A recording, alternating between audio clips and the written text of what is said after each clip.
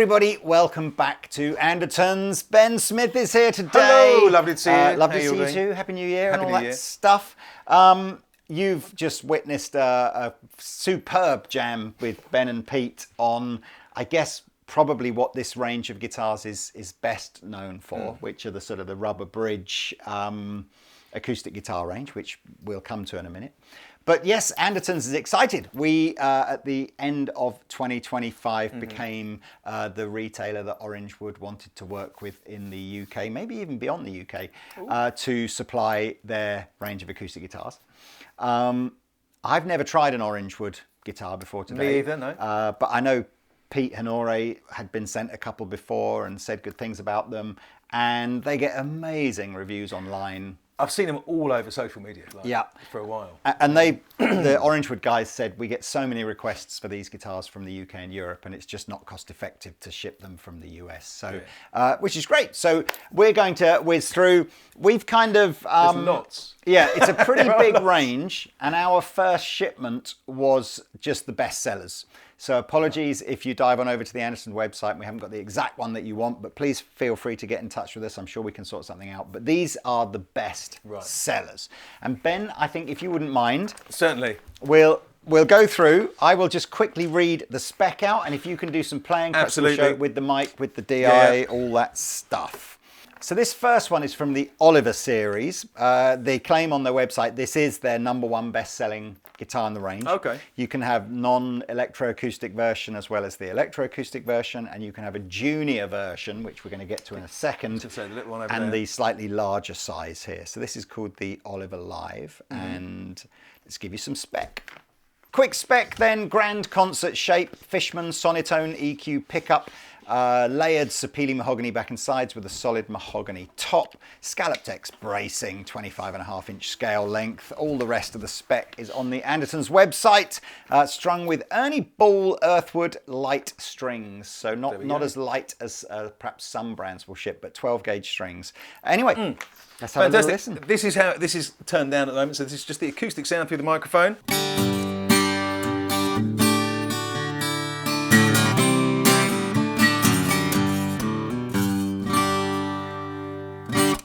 Bit of picking, because I kind of feel that shape of guitar, that size of guitar, more of like an OM sort of triple O sort of size, might be what it tends to lack in the bass end. It makes up for and is a sort of balanced mid-range. Yeah, so if we're kind of finger picking...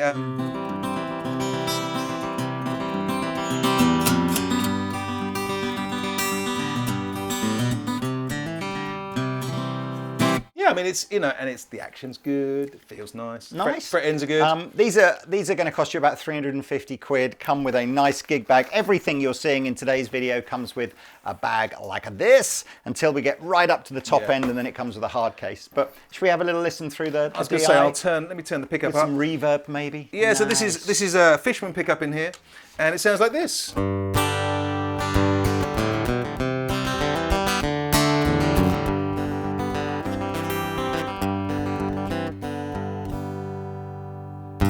Cool. All right. Well, look, let's move on to the Oliver Junior, which is the same price and all the same specs, but as you can see, a smaller guitar. Excuse me. The Junior Oliver is the mini grand concert size, so it's kind of almost like a Taylor GS Mini kind of size. It is a shorter scale length, which is worth knowing. So again, if you're perhaps a younger player, smaller player, or just looking for something with a slightly lighter feel, that kind of vibe. Comes again either with or without the pickup. We're using the one with the pickup. All the woods and everything are the same as the other Oliver, and the price is the same as well. So let's have a little listen. Sure. So this is with the pickup turned off. Sorry. So this is acoustically.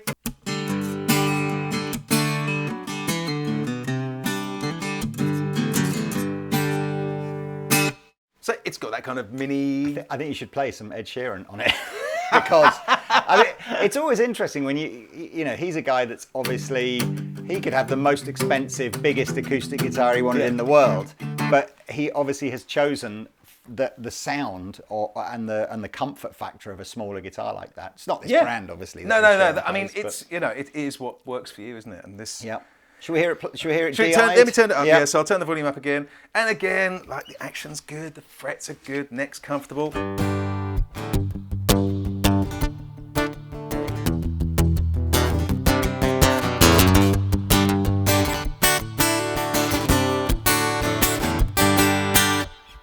Nice. Yeah. You know, it's a mini guitar. It plays fine. Cool. Alrighty.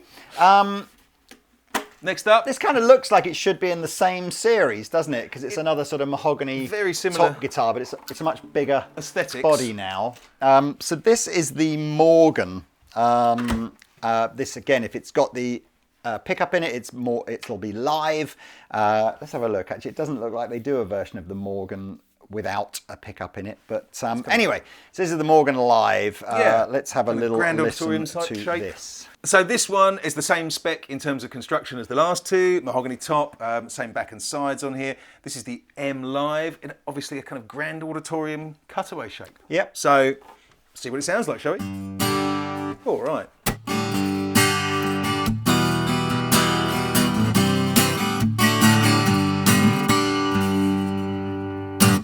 So, a lot more low end, as you expect. It's exactly what you... It's really interesting, isn't it? Because the perception is actually sitting this close that the smaller bodied ones are actually louder.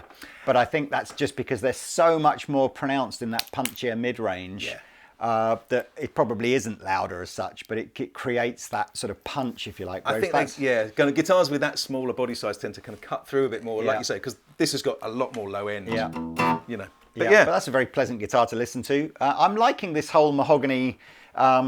this sort of whole mahogany aesthetic. I think looking at the Orangewood website, the Morgan range does have some other options in terms of, spruce tops and things like that. Right. But yeah, shall we have a little listen, play perhaps some finger picking, and then we'll try the DI? Oh, okay, I'll finger pick first. So...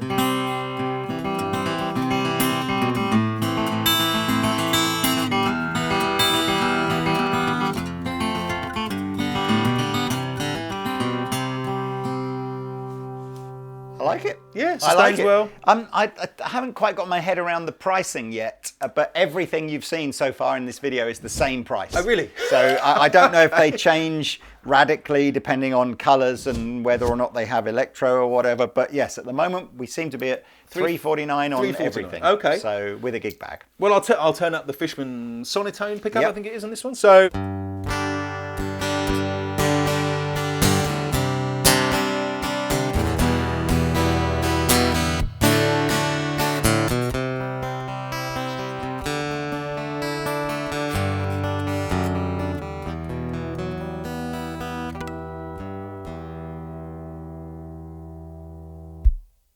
Cool. Yeah. So that's Morgan. Again, there are a few more models in the Morgan range, but we just have this one today. Cool. It's probably worth mentioning as well at this point in the video, I guess, although Orangewood is a relatively new company, I don't even think it's had its 10th birthday yet. No.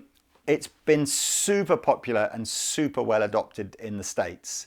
And so if you dive onto Instagram or any of those kind of things and search for posts about Orangewood guitars, I suspect you'll find tons more like deep dive kind of demos than we're doing today. Yeah, I should think so.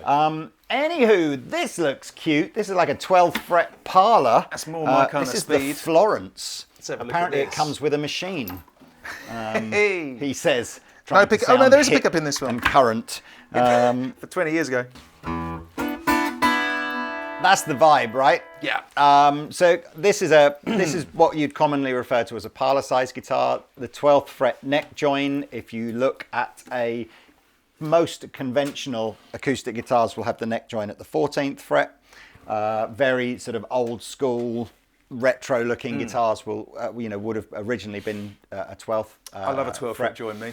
It does somewhat render the frets above the 12th fret pointless. I mean, you can get up to like the 5th. I play a 12th fret all the time. And Do you? Yeah, I can reach up to 15, maybe 17 at a stretch. But because it pulls the bridge back a bit further in the body, you get a kind of different tone. Despite having sold guitars all my life, that was explained to me relatively recently. Like I think it was maybe a year ago.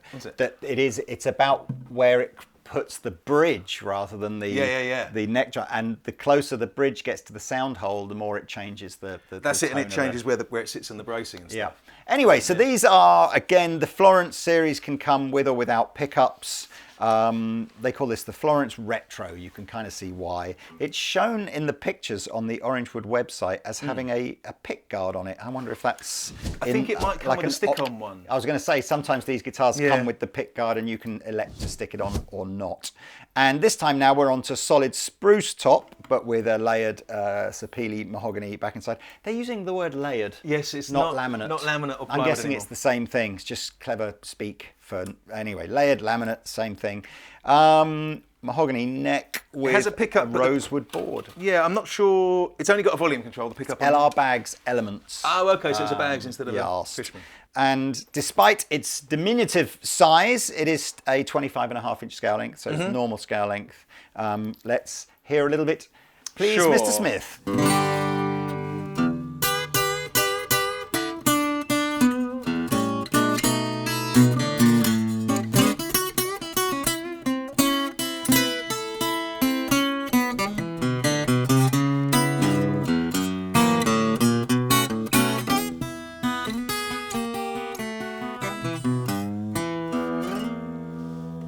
I feel like we need a rocking chair, a porch, and a contract with the devil. Yeah, something like that. That sounds good. I mean, for that kind of thing, it's great. It does the small kind of parlory.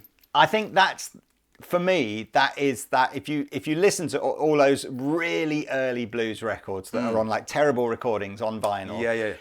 that's the sound of that kind of parlor acoustic guitar, isn't it? It's not the big thumpy acoustic guitar tone. That Generally not. It was the kind of, the old Stellars and harmonies with strings that were 4 years old and all that kind of, but which, so you get a very, again, for like recording and stuff, little guitars like this can be really useful if you want to kind of have a part that just sits without having to EQ it. Yeah. Can we hear it through the DI and then we'll just move on? Let me turn that up there. So, shall I play some slide? Yeah. Go on then. Oh, go on. I feel like I should.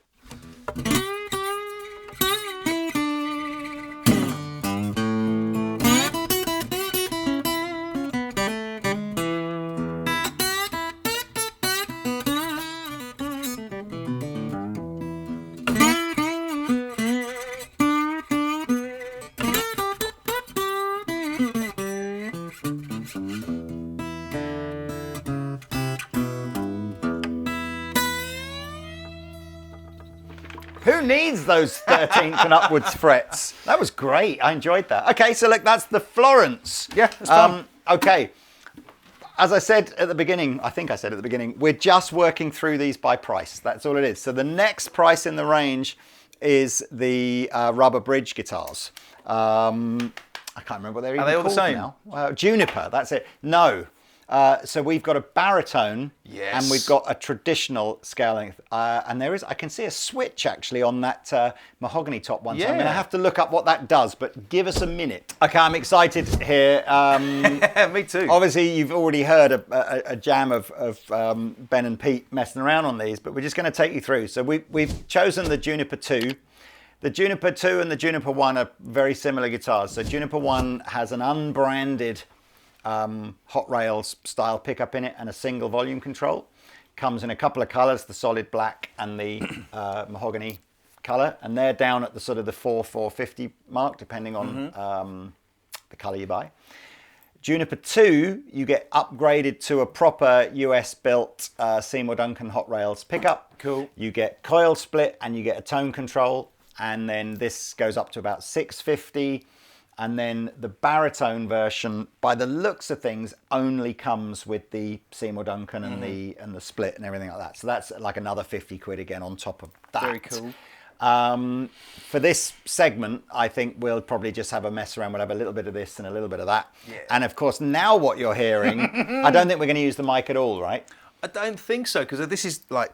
Well, let's actually, do you know what? Let's show people what does it sound like through the mic. Like, so this is off. The rubber bridge thing is not a new phenomenon, but it's a weirdy kind of outlier. And yet when you read the number of artists, and I'm talking like everyone from, bedroom players through to really big platinum selling artists who have elected to try and create music using an acoustic guitar with a rubber bridge, is quite amazing. I think it's like, particularly when you're doing recording and stuff, it's an extra kind of unusual texture that you can slot in. Yeah. So imagine kind of like palm muting, but more. Yeah. So, you know, I mean, if we strum it, you'll hear. Yeah, I'll just do here we go. This is so you get no sustain. This is strung with flat wounds as well. Right. It's worth saying. So these are kind of electric flat wounds because of the electric pickup. Otherwise. So the bit that you need to see, I guess, is here. This is now not a conventional kind of bone or plastic saddle. This is just a big slab of rubber laid across the sort of traditional wooden bridge. Yeah, I think it's wood underneath by the looks of things with a kind of rubber coating that gives it the whether you clunkiness. Would ever find a use for this to just play traditional acoustic music, I'm not sure, because it's not very loud, and as you say, it's not really got any sustain. However, for a uber cool lo-fi plugged into an electric guitar amplifier with some distortion, I'm pretty sure that one of the artists I started listening to last year, McGee, that's the vibe. It's this very lo-fi kind of electric guitar sound, but you know, like I can see the rubber bridge thing working for that with a sort of almost like a solid state kind of clipped preamp thing rather than trying to emulate beautiful old valve distortions of big reverbs, all that kind of stuff. So yeah, there's a Canadian artist called Bahamas. Right. Did an album. I think the album's called Sad Hunk, and there's rubber bridge stuff all over it. It sounds great. You know, it's a great. Let's record. have a little listen. Sure. So this is. Should I do it without the delays and the reverbs and? I'll just do go it with. in. Yeah. Go on then. Let's see what it sounds like.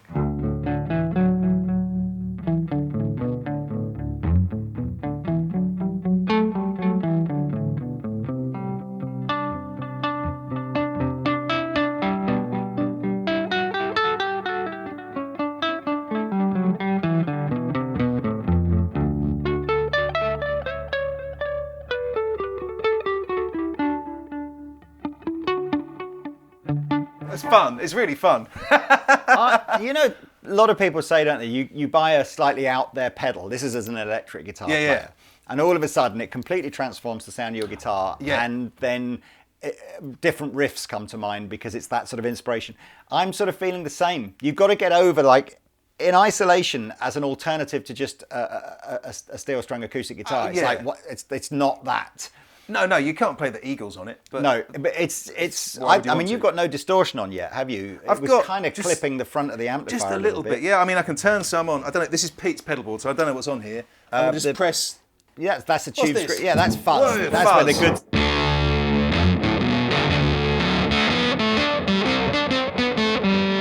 Let me tap the pickup. Turn the tone down a bit.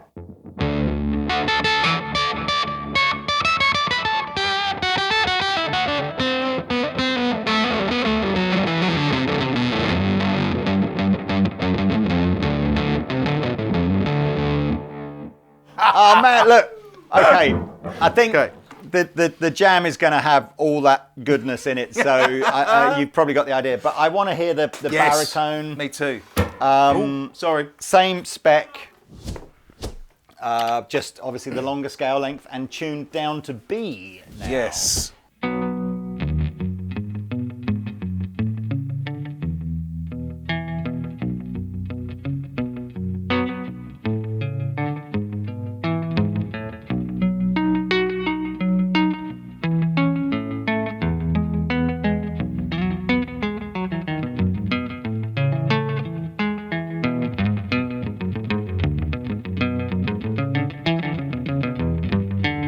I want one. Oh.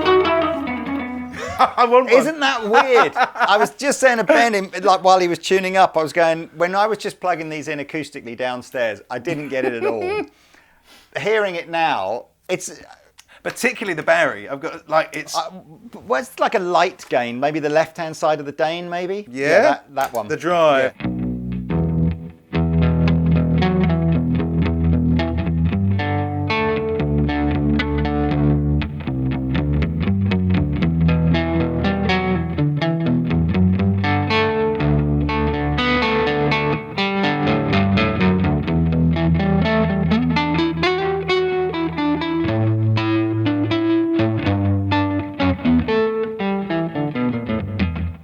Great. You can have a lot of fun with that. I think, to be fair, the Juniper range is probably 80% of the reason why the guitar team here wanted to do Orangewood. I think so. I do also accept, if you haven't, what did I say? I think I said this started about 400 quid, didn't I? If you're just never going to be able to afford a guitar like this, which is fine, and I get it. It's like it's not like your first number one guitar, is it? It's like it's the thing to just go and get inspirational from time to time. I know Jack, our keyboard demonstrator's got like a cheap Gretsch Jim Dandy, 150, 200 quid guitar, and you can achieve a similar result by just sliding a slab of rubber kind of underneath the strings towards the bridge. And there's lots of videos online that show you how to do that. But I kind of feel like this is the way to go, right? It's nice to kind of have a dedicated, like it's a specialist instrument for doing this. Yeah. It's really cool. I had it tapped then, I think. So, there we go. So that's.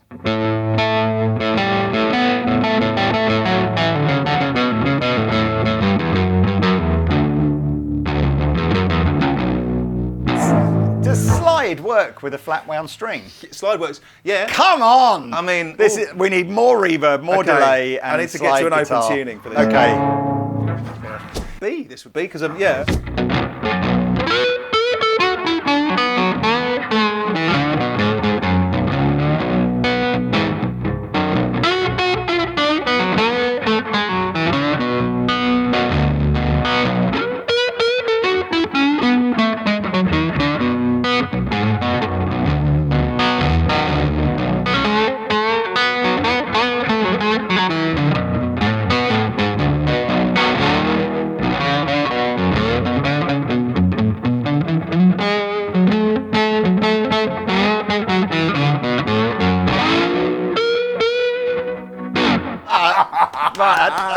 I can say for sure there are 4 people in the UK that want one of these now, and they're all sitting in this room. Yeah, man. That's super fun. That was cool, man. That's super fun. Okay, great. Good. So there's the Juniper, and there we are. Lovely. Right, next one along then.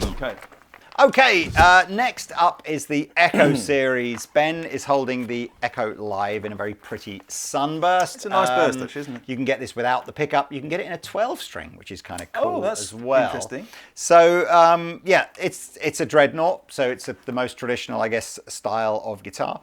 We have got a solid Sitka spruce top with layered rosewood back and sides, standard 25.5-inch scale length, all the usual spec you can find on the website, but now with an upgrade on the pickup over to the Fishman Flex Plus T EQ, which obviously you only get if you buy the electroacoustic version of this.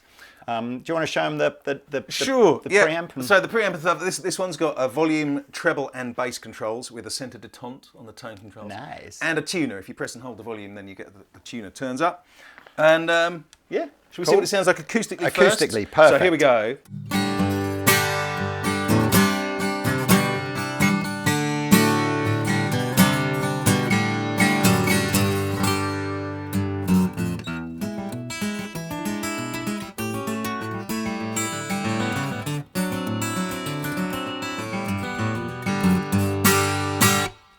That's got everything you want from a dreadnought, hasn't it? It's got power, it's got balance across all of the sort of, the EQ frequencies. It looks nice.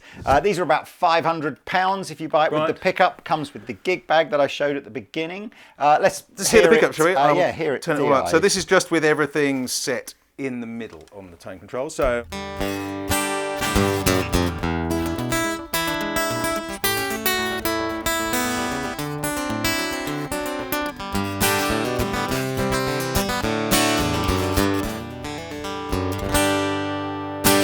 Nice guitar for a fair price. Yeah. Next. Okay, next we are on to the Brooklyn, which again comes as a electroacoustic or non-electroacoustic version. This is a grand concert size, so you can see it's slightly smaller with more sloped shoulders than the Dreadnought. Yes, and kind of not as deep in the body either. Really popular size. Grand concert and grand auditorium are yes, it's more comfortable than a big Dreadnought, but you don't lose too much of the kind of the power and the volume. This is a mahogany top with layered mahogany back and sides, and now comes equipped with an LR Baggs Element Bronze VTC. What does that give you? Just tone and volume on the inside? Just tone and volume on the inside. Yeah. I don't know what the... We'll hear it. Different element. It's also about £500, including the gig bag, if you buy the live one. Did you hear it without the pickup first? Yes. Okay.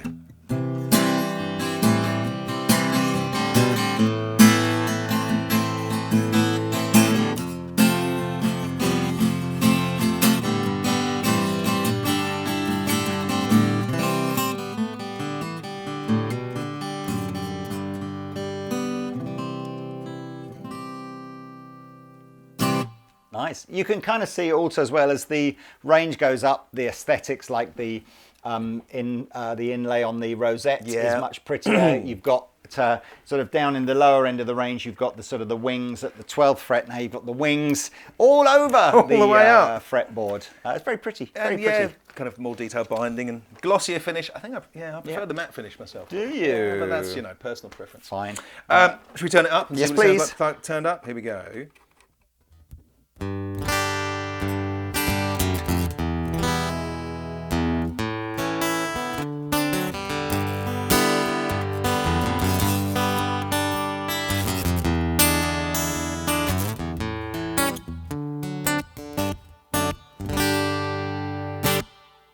I think I prefer the bigger one acoustically, and I think I prefer that plugged in out of the last two guitars that you just did. It's a little bright, this one, but I mean, the tone's all the way up. Brand new strings. Brand new strings, super bright, won't it? Okay, now before we get to the most expensive one, we're going nylon string, Mr. Ben, which I guess we can still DI, right? Yeah, absolutely. Okay, fine. So this next model is called a Mason. Right. Mason series. Now, the standard Mason model is a steel string guitar. So it's this sort of grand auditorium with the sort of the softer cutaway. Yeah. Cedar top, I think. But we have elected to order some of the nylon string ones, which is kind of interesting. So this is called the Mason Live Nylon. Again, I think it's about 600 quid this is, with the pickup and the gig bag. This is like a hybrid attempt. Yeah. So I think when you talk about nylon string guitars, there's a certain way to build a Spanish guitar. There's a certain way to build a classical guitar, and they're not the same. And then you get this kind of hybrid thing, which is really people build. This is a sort of a steel strung built guitar with a nylon neck on it, isn't it? Pretty much, yeah. So I mean, on your kind of traditional nylon string guitars, the bracing is different to a steel string guitar because there's less tension. So you can have kind of ladder braced or whatever. But I think this is still X braced like a steel string. Also, it's got a radiused fretboard, whereas normally nylon strings would have a flat board. Yeah. So this is a nylon string for your steel string player, really. Yeah, and that's quite a popular category. In fairness, a shop like Andertons probably sells more because our customer for this kind of guitar is unlikely to be a sort of a concert style classical player, and they're just someone that wants to play Eric Clapton's Tears in Heaven on a nylon string guitar but wants it to feel similar to their steel string guitar. So anyway, so this is what have we got here? Solid cedar top, layered Palfero backs and sides, as Ben said, the sort of scalloped X bracing on the inside, 25.5-inch scale length, with a Fishman Flex Plus T EQ, so the three knob one. The three one with the tune. So very much a nylon string guitar for a steel string player. Yes.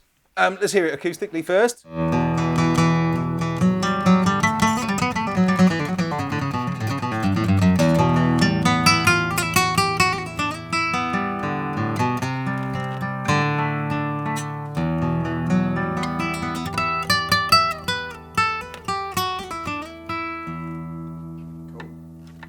And then plugged in? Plugged in, I mean, I feel like I need to do some kind of Jerry Reed style thing because it is an electric nylon. So.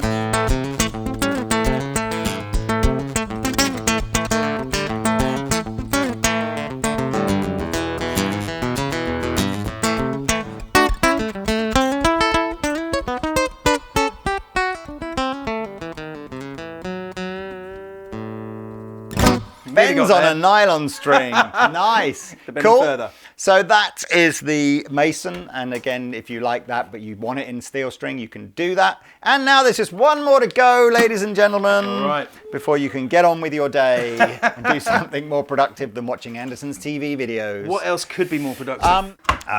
This is the Berkeley or Barclay? What are you supposed to say? It's Berkeley, isn't it? Berkeley. Anyway, so as I said, this is the Berkeley, and again, like the rest of the range, you can elect to buy this non-electro or electro. This is the electro one.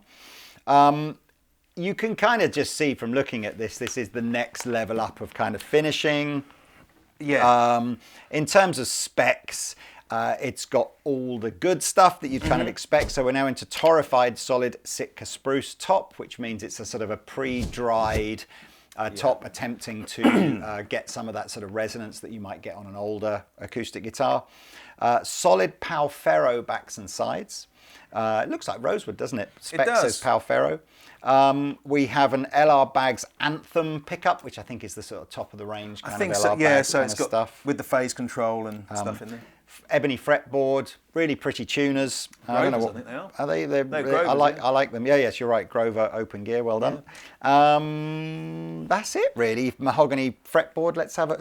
Mahogany neck, ebony fretboard. Let's have a little listen. Okay, and that, ladies and gents, is the end of the Orangewood information broadcast for the day. Let's see how this sounds unplugged.